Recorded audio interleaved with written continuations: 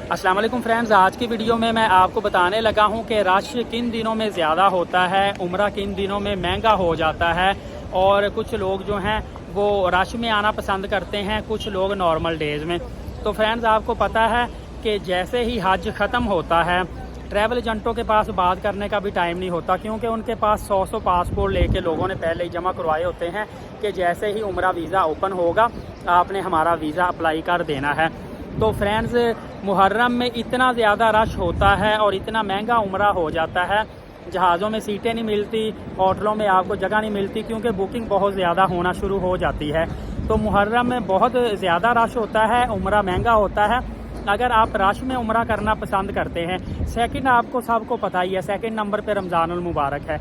रमज़ानुल मुबारक में सबसे ज़्यादा पीक पे उम्रा होता है, 3.5-4 लाख 4.5 लाख तक उम्रे का रेट होता है। एयरलाइन का रेट भी ज़्यादा होता है, होटलों में भी जल्दी जगह नहीं मिलती आसानी से, वहाँ पे भी काफ़ी ज़्यादा आपको एक्सपेंस पे करना पड़ता है। लेकिन याद रखिएगा कि अगर रमज़ानुल मुबारक में रश ज़्यादा होता है, उम्रा महंगा होता है, तो अजर व सवाब कितना ज़्यादा होता है, कितना अल्लाह ताला के घर में आम दिनों में आपको पता है कि बैतुल्लाह शरीफ में 1 लाख एक नेकी 1 लाख नेकी के बराबर, और रोज़ा रसूल पे 1 नेकी 50,000 नेकी के बराबर। और रमज़ानुल मुबारक में जब ये अजर बढ़ जाता है तो आप तसव्वुर भी नहीं कर सकते कि कितना ज़्यादा अल्लाह ताला की बारगाह में अजर व सवाब होता है। लिहाजा जो लोग जानना चाहते हैं कि रश किन दिनों में ज़्यादा होता है, तो मुहर्रम का महीना रश वाला होता है और रमज़ानुल मुबारक का महीना रश वाला होता है, लेकिन बहुत ज़्यादा अजर व सवाब वाला होता है।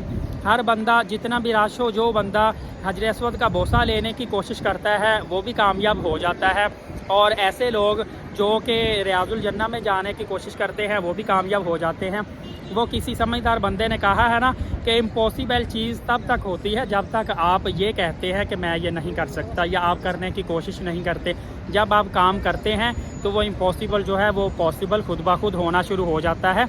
जब आप कदम लेते हैं तो रास्ते बनना शुरू हो जाते हैं। तो फ्रेंड्स, आपको अब इन्फॉर्मेशन मिल गई होगी, मैंने सिंपलीफाई करके आपको शॉर्ट सी वीडियो में बता दिया है। इंशाल्लाह मैं इस तरह की मालूमाती वीडियो आपको देता रहूँगा। एलीट साकिब यूट्यूब चैनल को सब्सक्राइब करें, बेल नोटिफिकेशन को ऑल कर लें, नमाज कायम करें, नबी पाक सल्लल्लाहु अलैहि वसल्लम पे कसरत से दुरूद पाक और कुरान करीम की तिलावत करते रहा करें। इजाज़त दे, बहुत शुक्रिया, जज़ाकल्लाह।